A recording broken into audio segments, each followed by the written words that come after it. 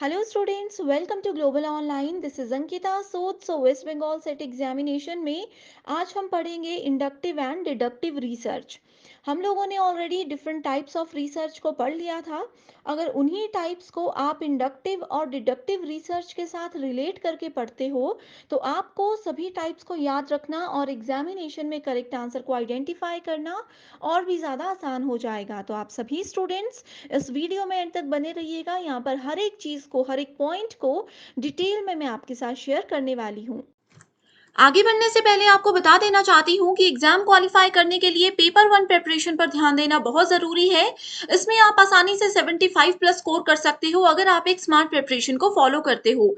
And इसके लिए complete course हमने लॉन्च किया है जो कि एग्जामिनेशन के डिफिकल्टी लेवल और लेटेस्ट पैटर्न को ध्यान में रखते हुए ही बनाया गया है। इसमें हम कंप्लीट पेपर 1 के फुल सिलेबस वीडियो लेक्चर्स आपको देते हैं, बहुत ही सिंपल लैंग्वेज में रियल लाइफ एग्जाम्पल्स के साथ, बहुत ही ज्यादा इंटरेस्टिंग वे में यहाँ पर आपके सारे कॉन्सेप्ट्स क्लियर करवाने की मैं श्योरिटी देती हूँ। साथ ही फुल सिलेबस नोट्स आपको पीडीएफ फॉर्मेट में मिलेंगे जिसको आसानी से अपने मोबाइल फोन में भी डाउनलोड करके आप पढ़ सकते हो। फुल सिलेबस मॉक टेस्ट में आपको 60 से भी ज्यादा मॉक टेस्ट मिलेंगे दोनों लैंग्वेजेस में, एंड इसमें से as it is questions exam में आते हैं। एंड ये मॉक टेस्ट अगर आप लोग अटेम्प्ट कर लेते हो तो डेफिनेटली आप लोग एग्जामिनेशन में अच्छा स्कोर कर सकते हो।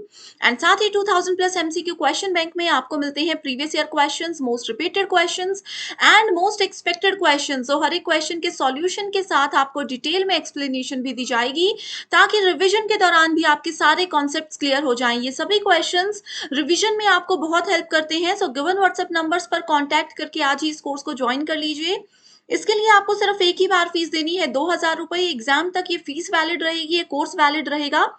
एंड इसके फ्री वीडियोस के एक्सेस के लिए ग्लोबल ऑनलाइन ऐप को जरूर डाउनलोड कीजिए। स्टोर सेक्शन पर जाकर सर्च बार में आपको कोर्स का नाम लिखना है। कोर्स के ओवरव्यू के बाद कंटेंट पर क्लिक करते ही आप यहाँ पर देख सकते हो सिलेबस मिल जाएगा, सेपरेटली मेरे फोल्डर्स मिल जाएंगे एंड यहाँ पर यूनिट वाइज फोल्डर्स हैं जहां पर आपको theory lectures, MCQ lectures, mock test और नोट्स भी मिल जाते हैं। ये एग्जाम ओरिएंटेड कोर्स है। डेफिनेटली 6 महीने के अंदर अंदर आपको एग्जाम को क्वालिफाई करने में यही कोर्स मदद करेगा। सो गिवन नंबर्स पर कांटेक्ट करके आप इस कोर्स की पूरी जानकारी जरूर ले सकते हो। सो हमारा आज का टॉपिक है inductive and deductive research approach. ठीक है, इसको हम लोग इंडक्शन एंड डिडक्शन भी बोलते हैं। सबसे पहली चीज आप लोगों को ये पता होनी चाहिए कि जो इंडक्टिव अप्रोच होता है इसको हम लोग बॉटम अप अप्रोच भी बोलते हैं।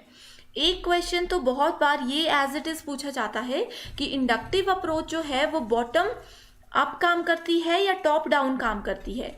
इंडक्टिव में हम बॉटम अप काम करते हैं। ठीक है, बॉटम अप का मतलब होता है इंडक्टिव यानी कि अंदर की ओर। ठीक है, बॉटम से हम ऊपर की ओर जाते हैं, राइट। एंड दूसरी स्टेटमेंट यहाँ पे ये इंपॉर्टेंट है कि इंडक्टिव के केस में हम लोग स्पेसिफिक ऑब्जर्वेशन से किसी जर्नलाइज्ड रिजल्ट, ठीक है, या फिर जर्नलाइज्ड कंक्लूजन की ओर मूव करते हैं। इस चीज को आप लोग याद रख लीजिए। हर एक यूनिवर्सिटी के पीएचडी एंट्रेंस एग्जाम में ये क्वेश्चन जरूर पूछा जाता है कि स्पेसिफिक टू जनरल अगर हम लोग मूव करते हैं तो वो इंडक्टिव है या डिडक्टिव है। तो स्पेसिफिक टू जनरल हमेशा इंडक्टिव अप्रोच होता है, बॉटम अप अप्रोच होता है, right. Inductive reasoning moves from specific observation to a broad generalisation and deductive reasoning क्या करता है, इसके ऑपोजिट काम करता है। उसको हम लोग आगे डिस्कस करने वाले हैं अभी। ठीक है, इसके साथ ही यहाँ पे आप लोग देख सकते हो इस डायग्राम की हेल्प से बॉटम अप यानी कि नीचे से हम ऊपर की ओर जाएंगे। पहला फेज होता है ऑब्जर्वेशन। यहाँ पे मैंने बताया स्पेसिफिक ऑब्जर्वेशन से हम शुरू करते हैं, ठीक है, एंड थ्योरी की तरफ मूव करते हैं।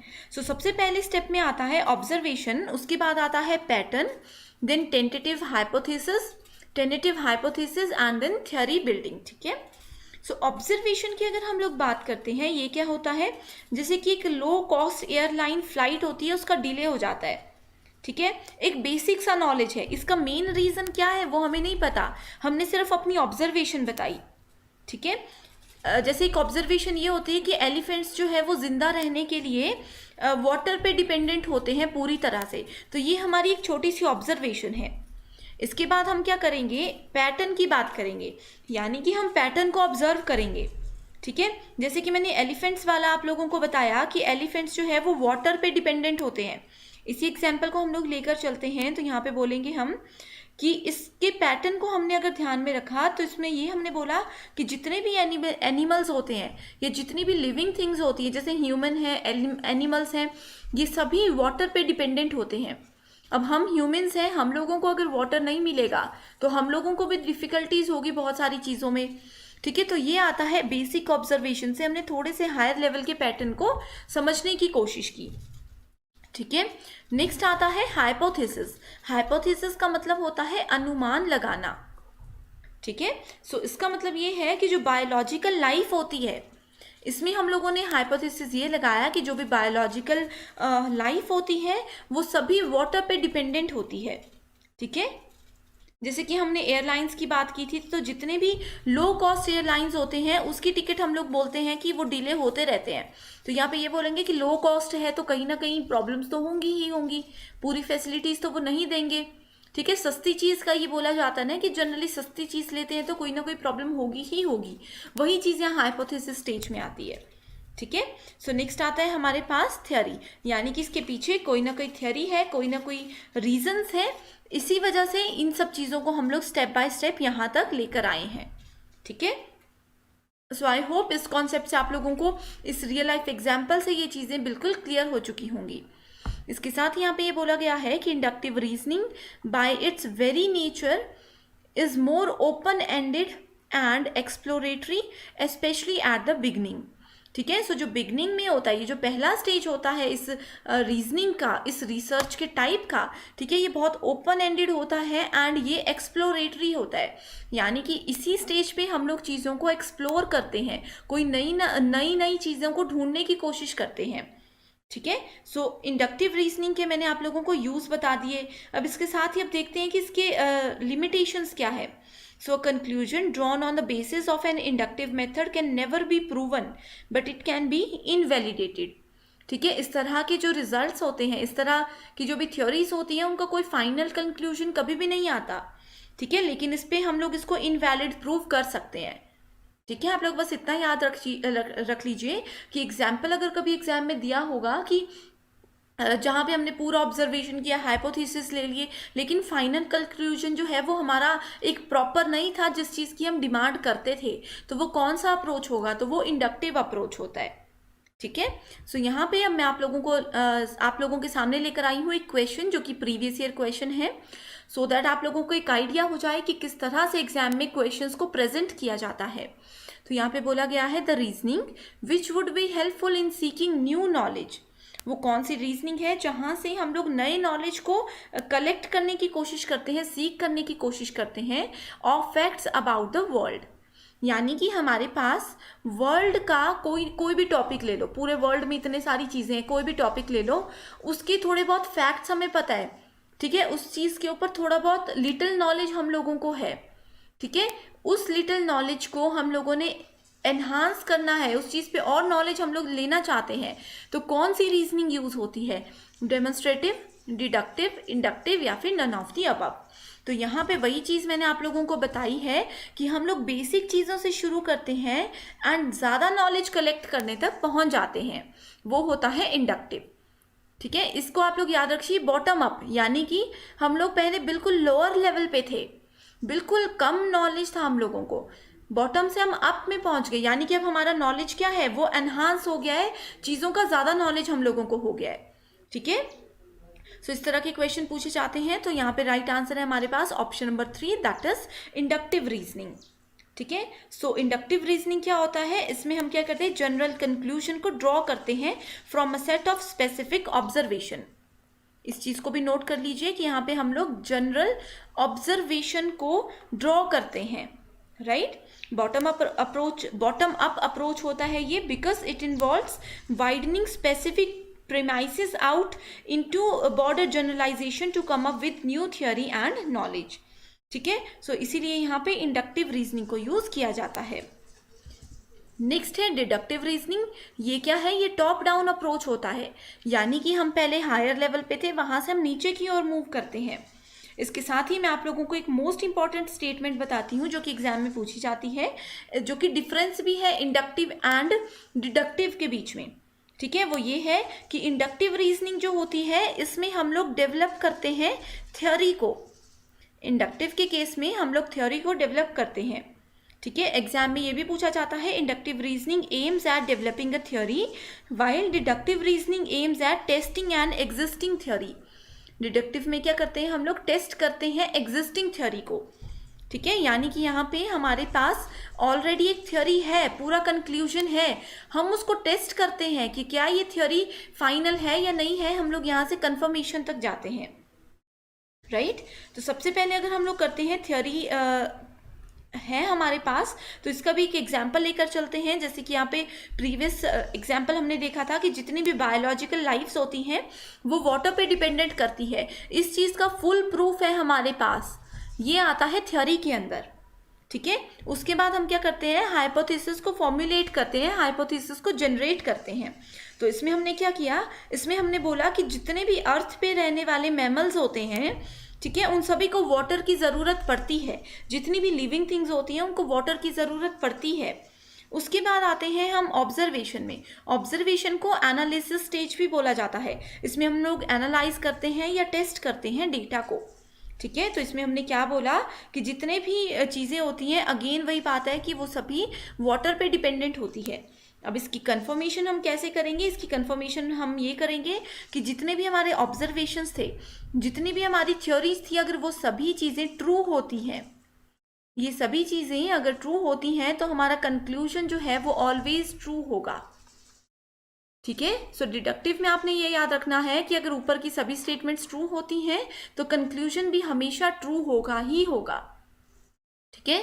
सो इसमें हम लोग जनरल से मोर स्पेसिफिक की तरफ को मूव करते हैं, टॉप से बॉटम की तरफ को मूव करते हैं, राइट। सो इन चीज़ों को आप लोगों ने याद रखना है, ये बहुत ही ज़्यादा इंपॉर्टेंट है। Deductive reasoning is more narrow in nature and concern with testing and confirming the hypothesis. यानी कि जो भी हमने गेस की थी चीज़ें, जो भी अनुमान हमने लगाए थे, उन चीज़ों को कंफर्म करने पे हमारा मेजर फोकस होता है डिडक्टिव रीजनिंग में। तो एग्जाम में ये क्वेश्चन भी पूछा जाता है कि अगर मान लीजिए कि हम लोगों ने कोई अनुमान लगाया है किसी के एक पर्टिकुलर चीज़ पे, हम लोग कुछ गेस करते हैं एंड हम चाहते हैं कि अपनी इस गेस को हम लोग कंफर्म करें कि क्या हमारा गेस सही था या गलत था, तो हम कौन सी अप्रोच को यूज़ करेंगे, तो इस केस में हम लोग यूज़ करते हैं डिडक्टिव अप्रोच को, राइट। सो आई होप यहाँ पे आप लोगों का इंडक्टिव एंड डिडक्टिव का कॉन्सेप्ट बिल्कुल क्लियर है। सो नेक्स्ट क्वेश्चन देखते हैं कि डिडक्टिव का प्रीवियस ईयर क्वेश्चन किस तरह से पूछा गया था। Which is the most appropriate maxim of deductive method. So यहाँ पे क्वेश्चन देख के कंफ्यूज नहीं होने कि मैक्सिम का क्या मतलब है। आप लोगों ने डायरेक्टली क्या करना है, डायरेक्टली आप लोगों ने ऑप्शंस पे मूव करना है। सो ऑप्शंस में आप लोग देख कर ही बता सकते हो कि जनरल से स्पेसिफिक की तरफ हमें मूव करना है, दैट मीन्स डिडक्टिव की तरफ हमें जाना है, ठीक है। सो इस तरह के क्वेश्चंस आते हैं। यहाँ पे अगेन मैं आप लोगों को बता दूं, observation, generalisation and then theory in case of inductive reasoning. So deductive हमने नीचे लिखा है, यानी कि हम नीचे की तरफ को मूव करते हैं। Theory, predictions and experiment. इसको याद रखने का एक और तरीका मैं बताती हूँ, डिडक्टिव यानी कि हम क्या कर रहे हैं, किसी चीज़ को डिडक्ट कर रहे हैं। डिडक्ट करने का मतलब होता है किसी चीज़ को माइनस कर रहे हैं, किसी चीज़ को हम कम कर रहे हैं, ठीक है। सो डिडक्टिव में प्रॉपर हमारे पास रिजल्ट है, लेकिन फिर भी हम देख रहे हैं कि रिजल्ट आया कैसे, तो प्रॉपर से हम नीचे की तरफ जाते हैं, यानी कि ज़्यादा से कम की तरफ जाते हैं। तो डिडक्टिव कम यानी कि ऊपर से नीचे की ओर जाएंगे। सो आई होप ये ट्रिक आप लोगों को याद रहेगी, समझ आ चुकी होगी। एग्जाम में आप लोग इसी तरह से चीज़ें कर सकते हो, ठीक है। सो ये एक क्वेश्चन मैं आप लोगों के लिए लेकर आई हूँ जो कि थ्योरी क्वेश्चन है, एंड इस क्वेश्चन का आंसर आप लोगों को इस वीडियो पर ही मिलेगा। अगर आप लोगों ने ये कॉन्सेप्ट अच्छे से समझा है तो आप लोग इसका आंसर मुझे इजीली दे सकते हो। इसका आंसर आप लोग कमेंट सेक्शन पे ज़रूर दीजिएगा एंड मुझे बताइएगा कि ये वीडियो आप लोगों को पसंद आई है या नहीं आई है, या कोई भी टॉपिक में इश्यूज़ हैं तो वो भी आप लोग हमें कमेंट करके बता सकते हो। सो ये क्वेश्चन है, what is teaching through deductive method from general to specific, specific to general, easy to difficult, या 1 एंड 3, ठीक है। सो बहुत इजी क्वेश्चन है, इसका आंसर ज़रूर आप लोग कमेंट करके बताइएगा। एंड इसके अलावा एक चीज़ और मैं मिस कर गई हूँ, that is in deductive method. So जो डिडक्टिव मेथड होता है ना, ये टीचर सेंटर्ड मेथड होता है, ठीक है। ये एक टीचर सेंटर्ड मेथड होता है किसी भी नए कंटेंट को प्रेजेंट करने के लिए। अब टीचर सेंटर्ड मेथड का मतलब होता है कि एक टीचर पे फोकस रहेगा, टीचर क्या पढ़ाना चाहता है, वो कौन सा टॉपिक पढ़ाएगा, क्या मन है उनका, किस मेथड से वो पढ़ाना चाहते हैं, वो एमसीक्यूज के थ्रू या वो थ्योरी के थ्रू किस तरह से पढ़ाना चाहते हैं, ये सब चीज़ें टीचर पे डिपेंडेंट करती है। स्टूडेंट का इसमें कोई रोल नहीं होता। ठीक है, सो डिडक्टिव मेथड हमेशा टीचर सेंटर्ड मेथड होता है। सो यहाँ पे आप लोग इसका आंसर ज़रूर बताइएगा। एंड पेपर 1 के साथ-साथ पेपर 2 प्रिपरेशन पर भी फोकस कीजिएगा। एग्जाम ओरिएंटेड वे में कंप्लीट स्टडी मटेरियल हम आपके लिए लेकर आए हैं, जिसमें आपको फुल सिलेबस नोट्स और एमसीक्यूज मिलेंगे। इसमें आपको previous year questions, most repeated questions और एक्सपेक्टेड क्वेश्चंस हम देते हैं, जिसमें से एज इट इज क्वेश्चंस हर बार एग्जाम में पूछे जाते हैं। ये स्टडी मटेरियल ना सिर्फ एग्जाम क्वालिफाई करने में आपको मदद करता है, बल्कि इसके बाद इंटरव्यू को क्वालिफाई करने में भी आपको बहुत हेल्प करेगा। सो सब्जेक्ट्स की लिस्ट आपके सामने है, इसमें से अपना पेपर 2 सब्जेक्ट सेलेक्ट कीजिए एंड गिवन व्हाट्सएप नंबर्स पर कांटेक्ट करके आप इसको आज ही ज्वाइन कर सकते हो। इसके लिए आपको सिर्फ एक ही बार फीस देनी है, 1280 रुपए। एंड मैं आपको श्योरिटी देती हूँ कि जब तक एग्जाम क्लियर नहीं हो जाता, इंटरव्यू क्लियर नहीं हो जाता, तब तक आप इसका बेनिफिट उठा सकते हो। So thank you so much everyone for watching this video and I wish you all the very best.